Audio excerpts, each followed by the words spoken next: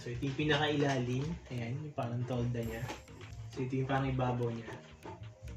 Yung parang tela yung itsura. Tapos dito sa may gilid, ayan, dito nilalagay yung sa air pump. Diyan tayo maglalagay ng hangin. Ayan, open yan.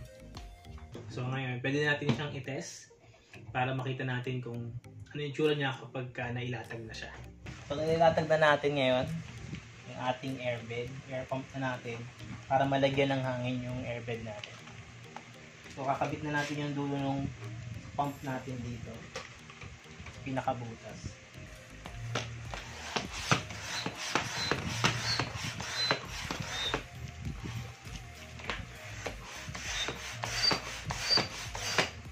So, nararamdaman ko pumapasok yung hangin. Nakapagod pala to ah. Ayan. So yan na siya. Medyo mahirap mag-pump pero okay naman siya.